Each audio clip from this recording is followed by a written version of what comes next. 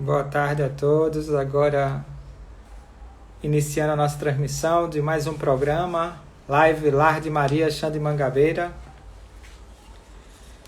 E hoje, tratando do tema obsessão, conversar com o seu João Batista Sobrinho, também trabalhador lá de Maria. Já está aqui conosco ele. Deixe-me ver.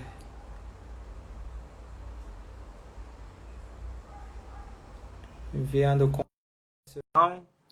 Jerusa, Getúlio, boa tarde. Daniela, Robertinha. Vamos conectar. Boa tarde, seu João. Boa tarde, meu irmão. Como é que vai? Satisfação recebê-lo. Bem-vindo ao nosso programa Live Lar de Maria. Para poder aproveitarmos o tempo, seu João, vamos iniciar já os nossos trabalhos. Vou fazer a prece inicial para a gente, em seguida, conduzir com a apresentação e passar a palavra, tá? Tá ok. Vamos elevar o pensamento a Deus, agradecer mais uma vez a oportunidade de estarmos aqui reunidos, pedindo a ajuda da espiritualidade amiga no trabalho da tarde de hoje, a todos os benfeitores da casa, que possamos conduzir da melhor forma possível, com muito amor, com muito acolhimento na tarde de hoje. Sendo assim, que possamos dar por iniciados os trabalhos da tarde de hoje, que assim seja. Seu João, hoje conosco, pessoal, agradecendo mais uma vez a audiência de todos, a TV 7, que sempre nos auxilia com a transmissão do sinal, que em breve nós vamos deixar de estar transmitido direto do Instagram, e com a ajuda deles vamos estar transmitindo direto do nosso canal do YouTube e da canal da TV 7. Obrigado em especial ao Christian, que sempre nos dá suporte. Hoje, meus irmãos, estamos com o seu João, Batista Sobrinho, nosso irmão querido. Ele é graduado em Ciências Biomédicas pela UFPE, em Odontologia pela UPE, mestrado em Clínica Odontológica, doutorado em Radiologia Odontológica pela Unicamp. Atualmente é professor adjunto, doutor da Universidade de Pernambuco, coordenador do curso de especialização em Radiologia Odontológica. Possui experiência na área de odontologia, com ênfase em radiologia, atuando principalmente em seguintes temas: radiologia odontológica, tomografia computadorizada de feixe cônico, imagem de ATM, cefalometria. Nasceu em família espírita, tendo sua mãe uma médium e alguns tios e tios. Aos 16 anos, já frequentava o Centro Bittencourt Sampaio e Casa Amarela. Iniciou os trabalhos na Casa de Humildes em Casa Forte. Hoje é trabalhador do CEAL, Centro Espírita André Luiz, em Ouro Preto, e o Lar de Maria Chã de Mangabeira, atuando como médium de psicofonia nos tratamentos de obsessão e incorporação nos tratamentos de fluidos. Com muita satisfação, com muita humildade, convidamos esse grande trabalhador e vamos discorrer na tarde de hoje esse tema tão complexo, que é a obsessão. E não fiquem preocupados, vamos conduzir de forma tranquila. Se não acabarmos esse tema hoje, estaremos convidando novamente o professor, amigo e trabalhador espírita, seu João. Eu queria que, antes de passar a palavra, iniciar o nosso bate-papo, que o seu João pudesse dar suas considerações iniciais. Bom, eu gostaria inicialmente de dar uma boa tarde a todos que estão assistindo e os que também vão assistir essa live. E, inicialmente, eu gostaria de pedir ao nosso Mestre Jesus, que é o nosso modelo e guia, para nos ajudar, permitindo que os amigos espirituais possam nos intuir, possam facilitar a nossa fluência verbal e que nós possamos alcançar os resultados a que nos propomos, que é, pelo menos, despertar curiosidade naquelas pessoas sobre esse tema, obsessão, que é, por deveras, importante na vida de todas as pessoas. Então, sendo assim, eu agradeço muitíssimo a direção do Lar de Maria, na pessoa de Bruno, por ter me convidado, e gostaria de fazer algumas considerações. O tema obsessão, realmente, ele, para quem não está acostumado, causa assim, temor. O tema causa temor em algumas pessoas. Em outras pessoas, as pessoas não querem muito saber de que se trata, não querem saber o que é obsessão, não dão a devida importância. No meio espírita, que a obsessão é comum, a maioria das pessoas conhece, né? Muitos ficam sem querer estudar profundamente esse tema, porque acham que a gente poderia estar dando muita ênfase, elevando muito, né, o prestígio dos espíritos obsessores. E eu discordo desse aspecto. Quer dizer, respeito a opinião de todos, mas discordo. Eu creio que a obsessão, né, ela é importantíssima, devemos aprender, devemos conhecer todas as nuances da obsessão para poder, inclusive, nos proteger. Realmente é uma pílula grande, certo? E não adianta dourar a pílula. Muita gente quer dourar a pílula, mas a pílula é grande mesmo e a gente vai ter que engolir essa pílula, né? Mas quanto mais a gente souber, melhor. Esse tema, obsessão, né, ele está em todas as instituições espíritas, é um dos trabalhos que são feitos nas instituições espíritas, que é no sentido de ajudar as pessoas. Então, a minha fala, né, antes de tudo, não é criticar nenhum irmão, nem aquele que está sendo obsidiado e nem aquele que é obsessor. Não, o objetivo não é esse, porque eles, como eu já falei, eles são nossos irmãos e precisam de todo o nosso respeito e nossa consideração. O que podemos fazer é explicar, orientar, para que as coisas possam ser resolvidas. E sobre o tema em si, né, que é bastante extenso, né, ele começa lá em Kardec, no livro dos médiuns, no livro dos espíritos. Começa lá, esse assunto já começa lá, desde a época da codificação. Na prática, realmente, a obsessão vem de milênios e milênios. Mas na escrita, vamos dizer assim, na divulgação, começa com Kardec, realmente. Certo? Mas um confrade nosso, né, que já desencarnou, um magistrado espírita, né, chamado Zalmínio Zimmermann, ele conseguiu juntar num livro só, num capítulo de livro, uma classificação extraordinária, fazendo citações de todos os assuntos que são discutidos em diversos livros sobre a obsessão. Então, o Zalmínio Zimmermann, nesse livro aqui, o Perispírito, quero mostrar a vocês aqui, ó, esse livro Perispírito, ele consegue, no capítulo 14, fazer uma classificação extraordinária. E essa classificação, nós recebemos autorização da coordenação espiritual do Lar de Maria para montar um curso onde o primeiro estudante éramos nós mesmo, mas nós fizemos o papel de facilitador. E lá nesse capítulo de obsessão, né, capítulo 8 do curso que foi dado no Lar de Maria, nós abordamos justamente essa classificação de Zalmínio Zimmermann. Mas tem vários e vários livros falando sobre obsessão. Muitos livros falando sobre obsessão, inclusive as obras de André Luiz, psicografada por Chico Xavier. Certo? Então, voltando ao Zalmínio Zimmermann, ele teve uma felicidade enorme, porque ele não fez psicografia. Ele simplesmente fez pesquisa como se fosse um doutor, pesquisador, um cientista, né? Fez a pesquisa sobre esse tema obsessão, né? Na verdade, inserido no tema maior, que é perispírito. Ele fez a pesquisa e saiu citando. Pegou todas as classificações, todas as referências e colocou juntos. E fez aqui uma brilhante forma de apresentar isso didaticamente para que as pessoas possam conhecer. E eu estou me baseando exatamente nesse curso que foi dado e também nessa classificação dos Zalmínio Zimmermann para falar para vocês sobre esse assunto, porque, como eu falei inicialmente, é muito extenso. É um assunto bastante extenso. E olhe lá, tudo que já tem escrito, certo? É uma parte do que é, na verdade, a obsessão. Porque tem muitas coisas que ainda não foram escritas, tem muitas muitas nuances que a espiritualidade maior, né, ainda vai permitir que venha até o nosso conhecimento.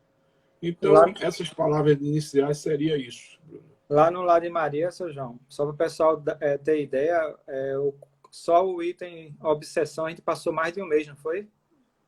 Foi só o item de obsessão, se não estou enganado, foram 5 semanas falando sobre esse capítulo, né?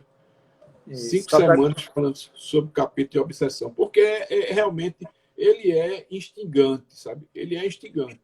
Esse tema realmente é instigante. Tem até um colega eu falei com ele ontem, né?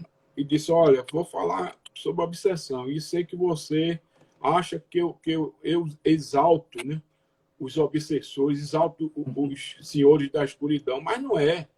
Porque, por exemplo, eu trabalho na desobsessão, já trabalhei muito e trabalho ainda como doutrinador e como médium de psicofonia, certo? Trabalho muito. E também trabalho nas macas, né? Lá no Lar de Maria, no tratamento, atendimento às pessoas. E o irmão que trabalha comigo, o doutor Friedrich Kempler, ele muitas vezes ele passa esse capítulo do livro, capítulo 14 do livro Perispírito, para as pessoas, em forma de tratamento.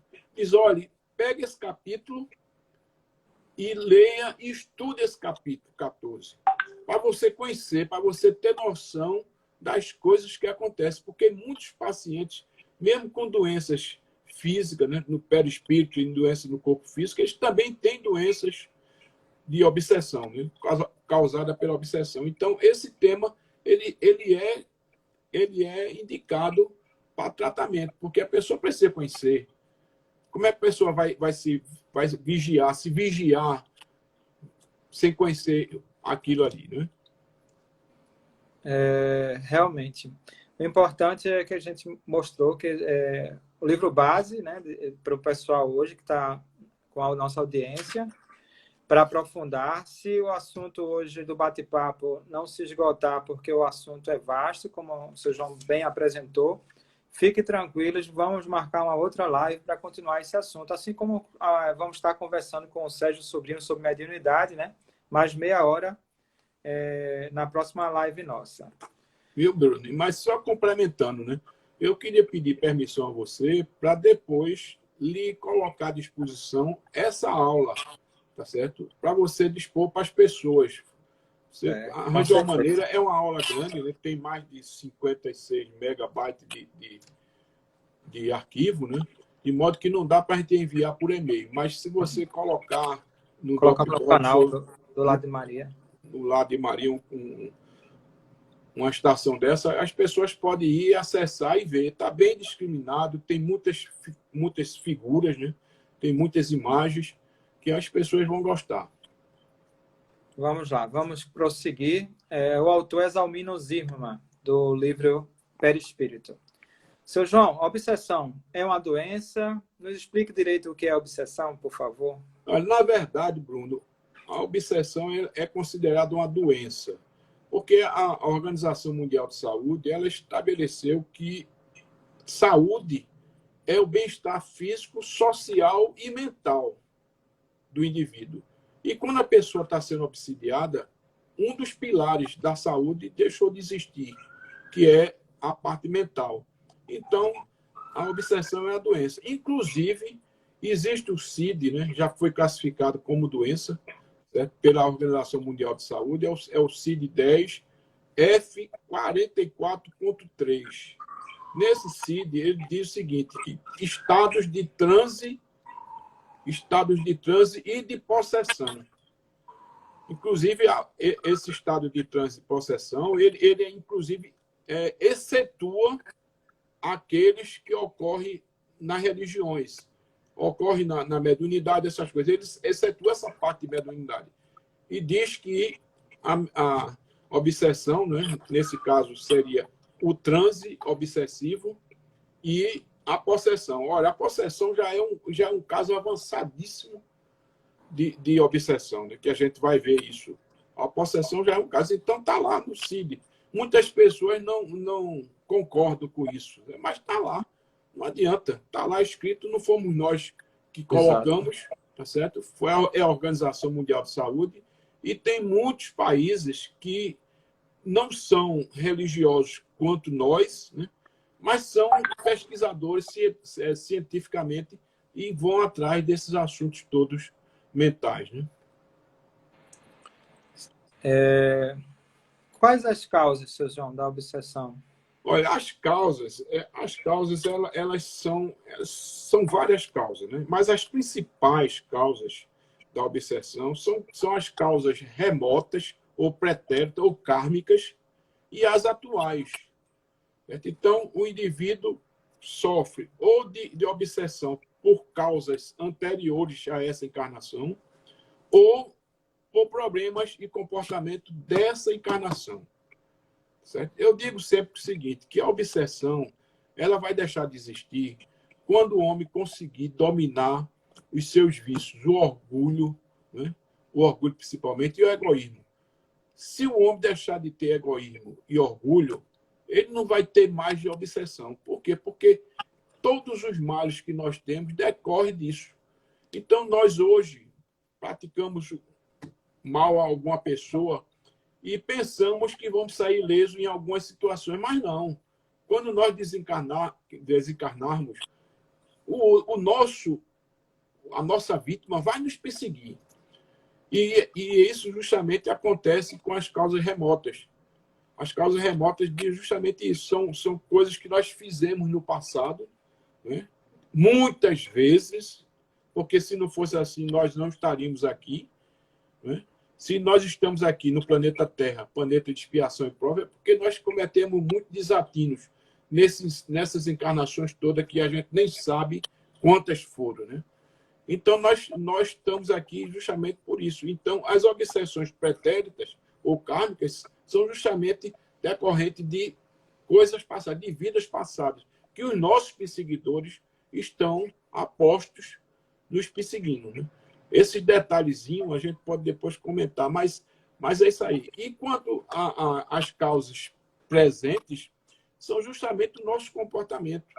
O nosso comportamento é que vai ditar a nossa companhia. Certo? Tem um ditado muito em voga que diz: me dizes o que fazes, que eu te digo com quem andas. Certo? Então, as pessoas vão atrair aquelas que é comum, que está na mesma sintonia, que tem os mesmos gostos. Questão Então, magnética, os né? vícios de fumo, de bebida alcoólica, de drogas, né? Essas coisas todas, de falar mal das pessoas, todo comportamento que foge do mandamento de Jesus: amai a Deus sobre todas as coisas e ao teu próximo como a ti mesmo. Então, quando foge desse mandamento, certo? A gente entra numa situação assim de transtorno, né? De transtorno, na verdade. Então, nós vamos atrair aquelas pessoas. E nós temos casos, as pessoas chegam no bar para beber, quem é que vai ser a companhia dele? Além das pessoas que estão bebendo com ele, os outros que vão acompanhar ele são os irmãos que gostam ainda de beber, acham que pode beber através de outras pessoas. Então, as causas são essas, viu, Bruno? Essas As são causas das obsessões. as principais, né, seu João? As principais, né? Tem Pessoal, muitas, né? Podemos... seu João está sendo o mais didático possível, tá? Mais uma vez, se tiver algumas dúvidas, nos envie. Não vamos conseguir responder todos, mas a intenção é sempre atender da melhor forma possível. Porque a nossa preocupação não é obedecer um roteiro, nem tentar abordar tudo, mas é levar a mensagem adequada, qualitativa, né? E como eu disse, se for necessário, voltamos em outras lives com esse mesmo assunto.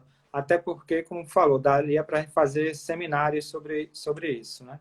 Continuando, seu João, quais são as formas de ocorrências principais hoje da obsessão? As formas de ocorrência, ela acontece. Inicialmente, a gente tem que levar em consideração que as formas de ocorrência é de indivíduo para indivíduo, a não ser aqueles casos que a própria pessoa se obsidia, que é a autoobsessão, mas sempre é de um indivíduo para o indivíduo. Agora, a condição do indivíduo pode ser encarnado ou desencarnado. tá certo? Então, nós vamos ter todas essas formas de ocorrência. Entre desencarnados, quer dizer, dois desencarnados, vejam bem, entre desencarnados, quer dizer, os encarnados que estão lá no plano astral, eles podem se obsidiar, um obsidia o outro. Entre encarnado, que é o mais comum, entre o desencarnado e o encarnado, certo? Esse é o mais comum. A pessoa está lá no plano espiritual e obsidia quem está no plano físico, tá certo? Mas também pode haver o inverso. Pode haver o inverso. A pessoa que está desencarnada, a pessoa que está no plano físico, obsidiar um espírito que já desencarnou. Veja que coisa interessante, né? Quer dizer que a pessoa encarnada aqui pode obsidiar um espírito. Como é que pode acontecer isso? Pelo pensamento, a gente vai entender e devemos entender que a obsessão é um processo mental. É tudo questão de sintonia, de pensamento. É tudo questão da mente. Então, tanto pode ser a mente, para a mente não tem barreiras. Então, a pessoa pode estar aqui encarnada no corpo físico e obsidiar outro, certo? Que desencarnou. Certo? Tem vários casos. Nós podíamos contar um caso desse. Por exemplo, tem um filme, A Cabana, né, se eu não me engano, é A Cabana realmente, onde o pai da menina, né, fica pensando tanto na menina que fica causando problema. Ela já havia desencarnado e ele fica com aquele pensamento fixo na menina. Né? Então, existe todo esse emaranhado de ocorrência, né? Entre um e outro, no plano físico, no plano, aqui mesmo no plano, entre dois encarnados, as pessoas podem obsidiar um ou outro. E é o que nós vemos tanto, né? Casos de famílias que têm aquelas obsessões, perseguições do marido com a mulher com o marido, e aquilo ali não deixa de ser uma obsessão, aquela ideia fixa, aquela raiva, tá certo? Então, isso é um caso típico onde há obsessão de dois encarnados. Né? E também, né, dentre esses que nós falamos aqui, existem as obsessões individuais e as obsessões coletivas, né? Nesses casos todos. Por exemplo, nós tivemos alguns exemplos que aconteceram de multidões serem obsidiadas ao mesmo tempo por vários espíritos. Então, são vários indivíduos obsidiando várias pessoas encarnadas. Tá certo? Então, seria isso. Não sei se fui claro sobre esse aspecto, né? Sim, sim. Eu vou deixar... Algumas pessoas fizeram algumas perguntas, eu vou deixar para a gente, quando entrar um pouco no assunto, abordar a pergunta sobre obsessão infantil, que é o mesmo caso de obsessão de uma pessoa incapaz no sentido neurológico, né? Ou seja, uma pessoa que veio com alguma deficiência neurológica ou uma criança que ainda não desenvolveu o seu cognitivo ainda, né? Como é que ela pode agir de forma preventiva à obsessão, né? Não ser vítima disso, seu João? Quer abordar agora? A obsessão, como nós estamos falando, tentando que as pessoas entendam, é um processo mental. Certo? Então, se é um processo mental, os indivíduos, de uma maneira geral, eles estão envolvidos. Pode ter a idade que tiver e pode ter a condição física que tiver. Eles sofrem a obsessão da mesma maneira. Inclusive, né, recentemente, né, com a permissão aqui do irmão Getúlio, presidente, recentemente nós temos participado de atividades, já participamos antes, de trabalho de desobsessão que envolviam crianças, né? Porque as pessoas devem se lembrar que em determinadas épocas, já uns meses, anos atrás, houve quase como se fosse uma epidemia de suicídio de crianças. Era aqueles vídeos da baleia azul e de Annabella e outras coisas tal, que as pessoas começavam a fazer desatino e terminavam sendo induzidas a se suicidarem. Crianças de 4 anos de idade se suicidando. Tá certo? Isso acontecia. Hoje, com essa pandemia, né, onde houve um desequilíbrio muito grande na energia mental, né, das pessoas, as pessoas todas no início ficaram totalmente traumatizadas, muita gente ficou desatinada, então baixou a vibração, e isso daí é um prato cheio, vamos dizer assim, né? Para os irmãos. Eles aproveitam a baixa dessa vibração para obsidiar. E nós, atualmente, estamos fazendo um trabalho, né? Me desculpe, Getúlio, se eu vou falar demais, mas nós estamos fazendo um trabalho de ajuda justamente às crianças e adolescentes que estão sendo vítimas de obsessão. Muitos com traumas severos, tá certo? E outros até se suicidando. Nunca houve tanto suicídio como está havendo agora. Os suicídios aumentaram assustadoramente, certo? Então, nós precisamos ter consciência disso. Mas, quanto a pessoa está debilitada, está presa no arcabouço material, né? Sem poder fazer muita coisa, depende. Porque a vítima, ele sendo a vítima, ele tem um algoz. E o algoz atua de qualquer maneira. Ele estando consciente ou não, ele é atuado. Quem tem que, nesse caso, ajudar são os responsáveis, né? Ou seja, se a criança ainda é indefesa. No caso das crianças e dessas pessoas que estão debilitadas demais, a família, né, os parentes, precisam ajudar. Os parentes precisam ajudar através da prece. Nós precisamos lembrar que nosso Senhor Jesus Cristo, ele nunca desampara ninguém. Nunca. Ele sempre está junto para ajudar.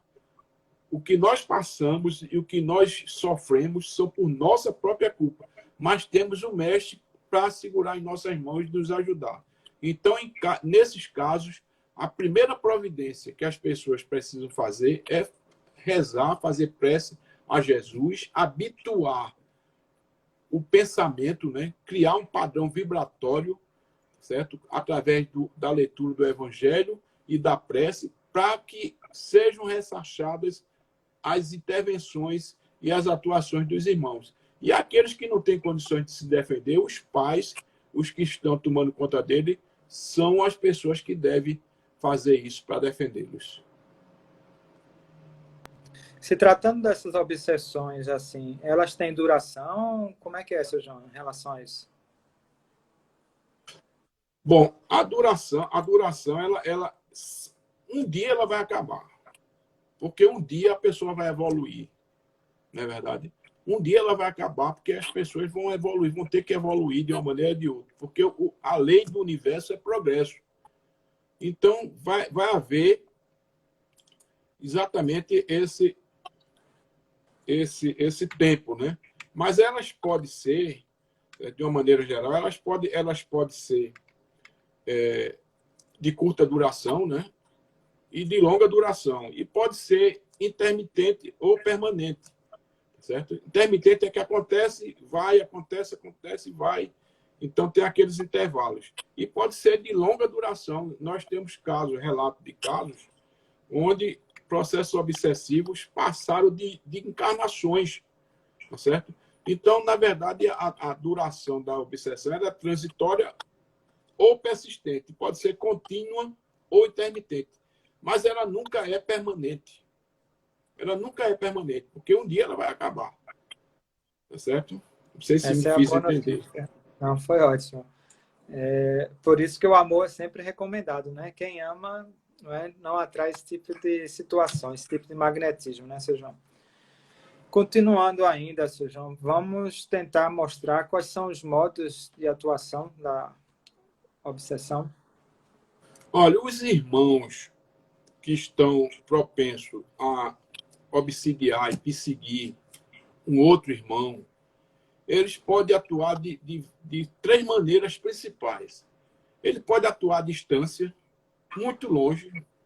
Uma pessoa pode estar aqui em Recife e o irmão está lá na Europa. Certo? Porque não existe distância para a mente, para o pensamento. Tá certo? Então, eles podem atuar à distância, muito longe, através de quê? Através do pensamento, através da telepatia. Certo? Pode atuar por aproximação, fica bem próximo, está ali junto da pessoa, e pode até colar com a vítima. ficar justo, ajustado com aquela vítima. Esses são os modos de atuação, né? E sobre esses modos de atuação, que são bem complexos, né? Isso aí já começa a ver as complexidades do assunto, para vocês verem. Olha, a atuação à distância se caracteriza pelo distanciamento do perispírito, porém presente a atuação mental. Então, devemos lembrar que a obsessão ela é da mente. Não necessariamente a pessoa tem que estar junto.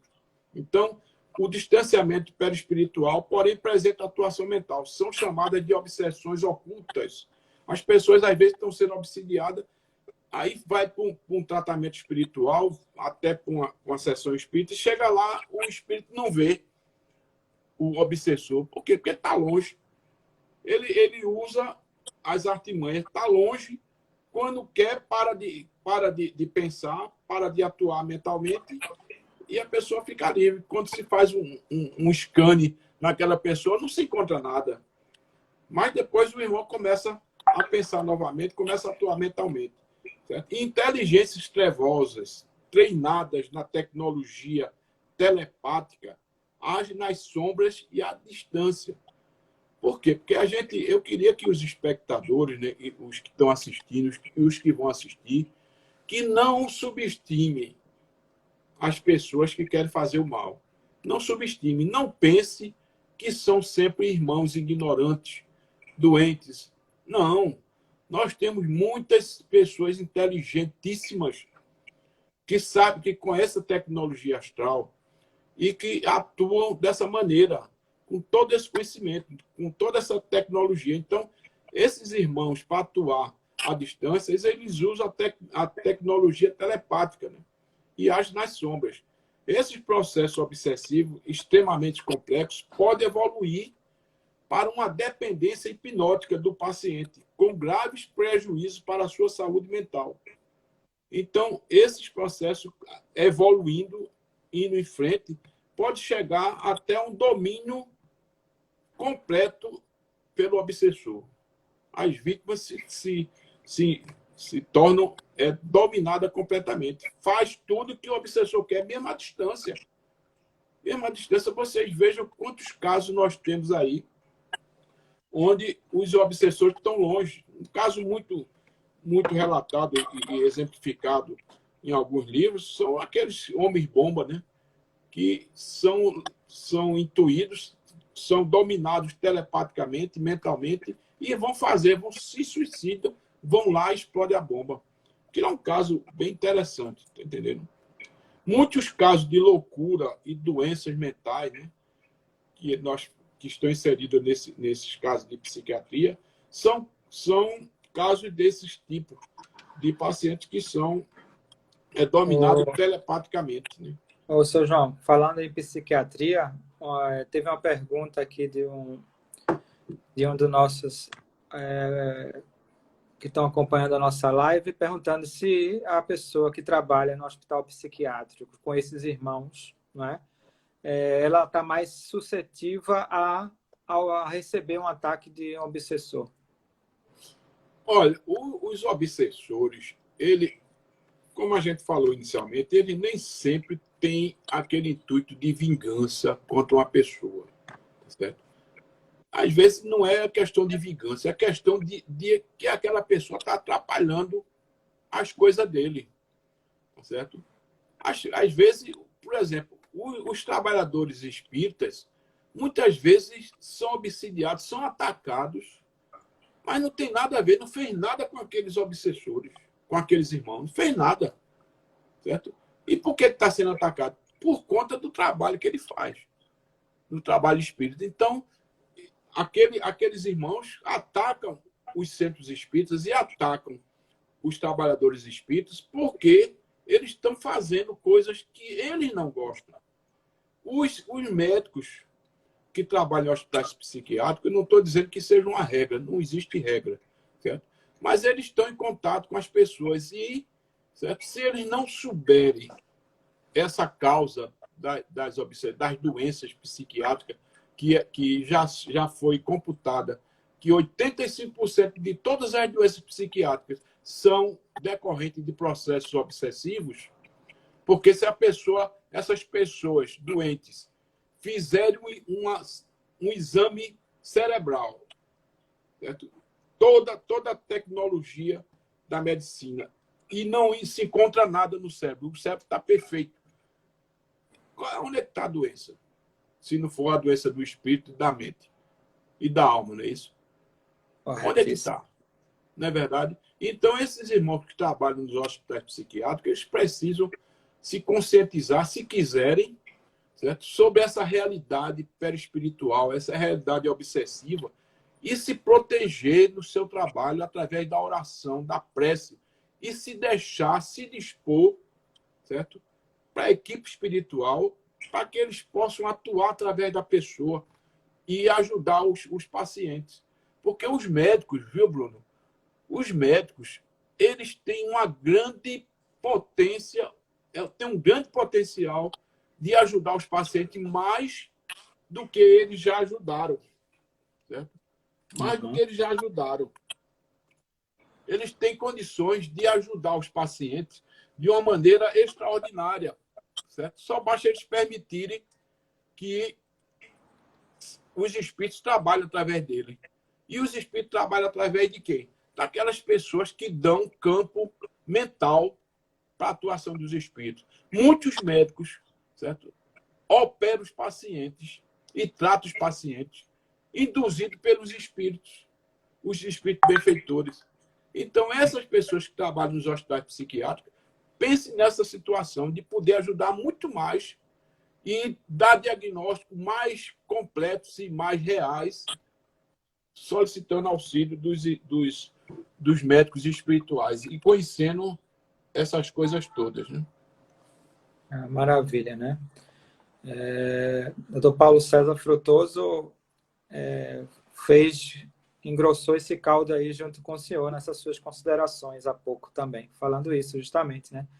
Dos médicos conscientes que recebem ajuda e os outros que não acreditam nisso, mas recebem ajuda do mesmo jeito, porque Deus é a misericórdia divina, não é?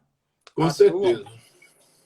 Continuando, seu João, quais as técnicas de obsessão usadas aí pelos irmãos? Bom, eu ainda não terminei ainda aquela primeira, né? Dos modos, né? De atuação, né? Que tem por aproximação, né?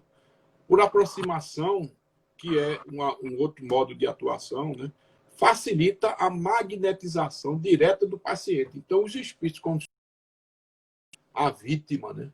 Os próximos à vítima, ele tem uma facilidade maior de magnetizar, tá junto, certo? Transfere as energias deletérias diretamente para o paciente. E também provoca ou realiza as manipulações ectoplásmicas perniciosas.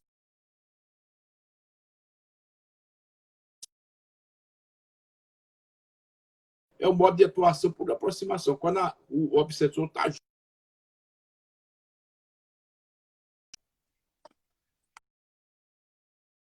invigilante, que oferece sintonia fácil, descuidado de suas tendências, nem sempre elogiáveis. E a última parte, por justa posição.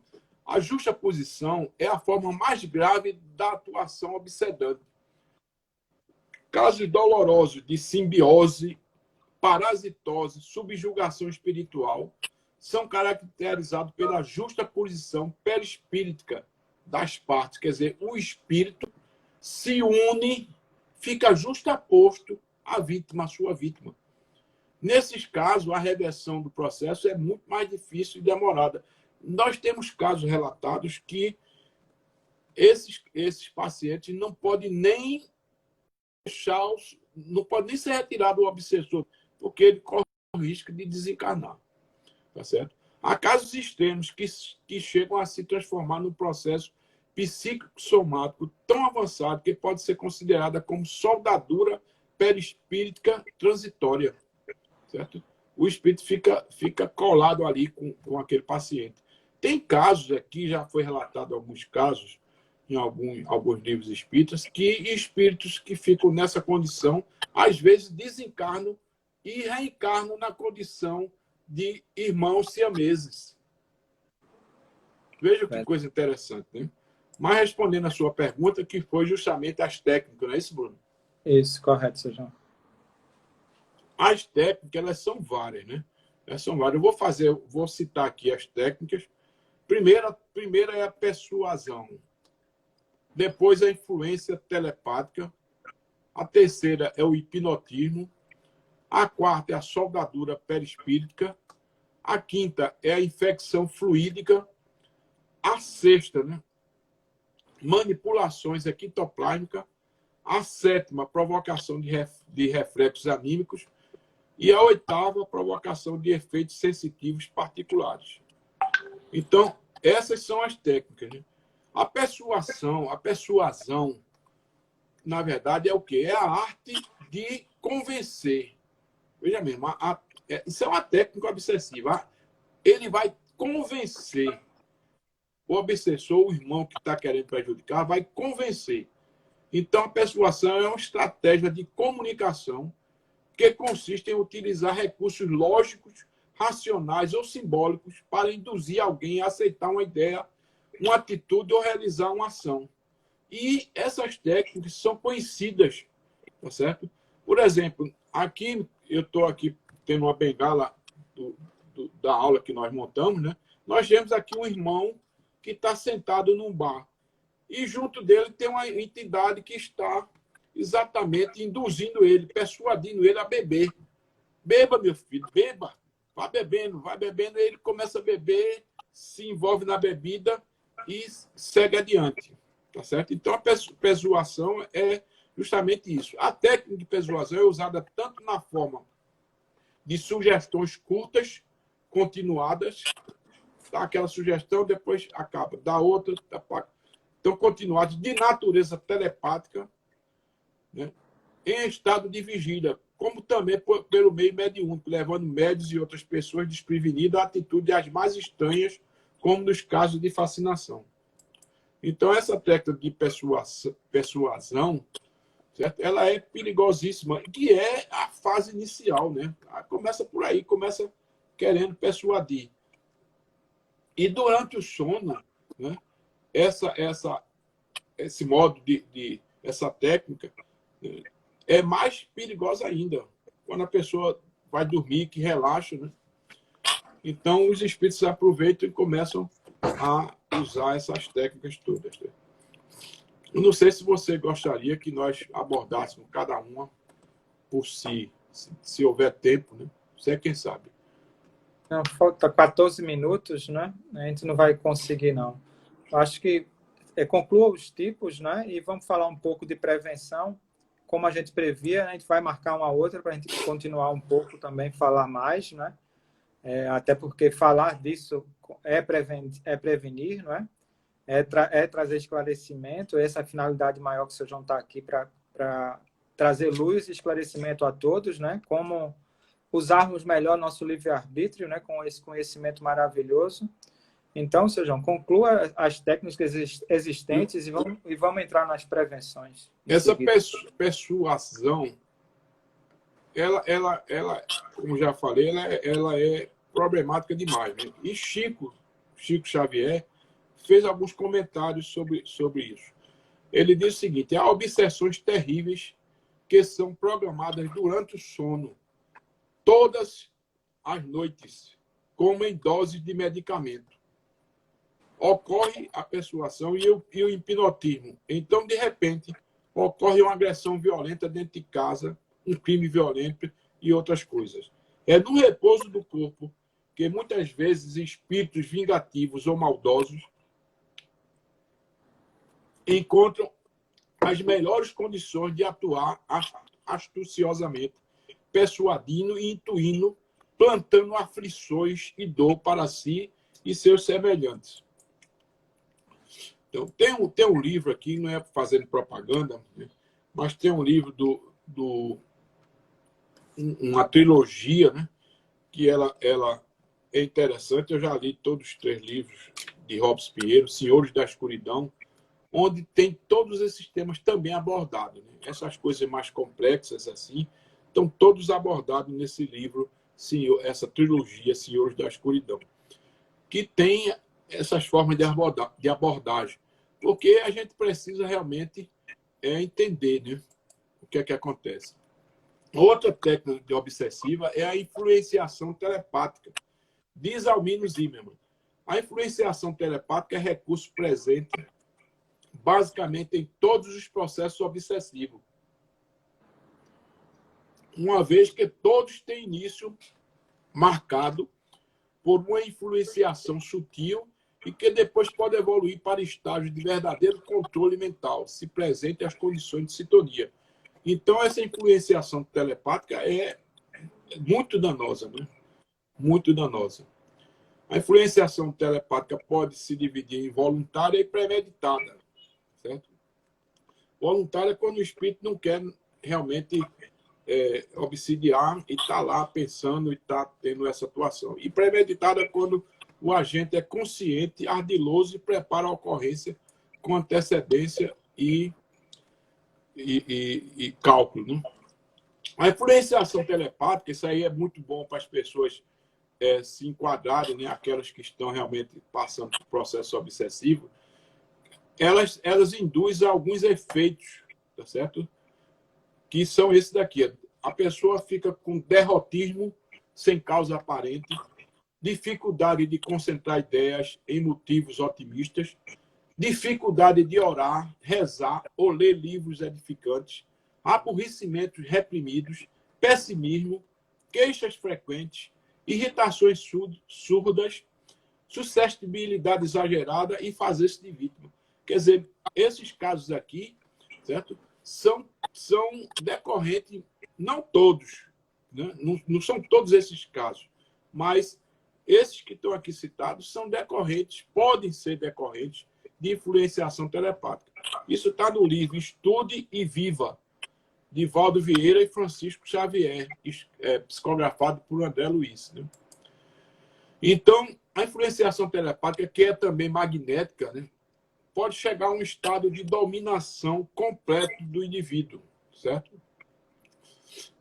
A transmissão persistente da mesma ideia acaba corroendo a resistência mental da pessoa. Então, o espírito fica pensando telepaticamente, porque nós não conhecemos a telepatia ainda como deveríamos, mas os espíritos conhecem.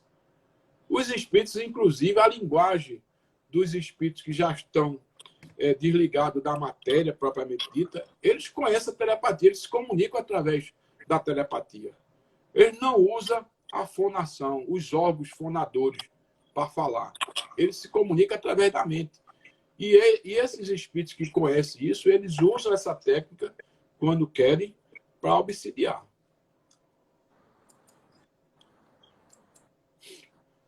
Muitos casos de suicídio, por exemplo, né, têm origem nesse tipo de processo obsessivo.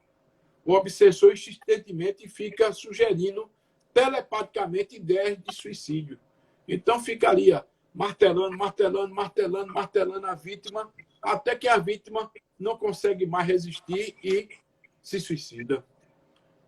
Nós temos visto isso nos trabalhos mediúnicos, né? Os irmãos ardilosos que ficam utilizando essa técnica complexa, né? Uhum.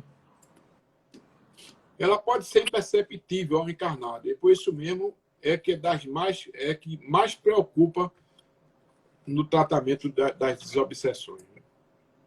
A outra técnica, não sei se ainda se dá tempo, se você estiver perto, você me avisa, é o hipnotismo, né? O hipnotismo também uma técnica usada pelas mentes enfermas, né?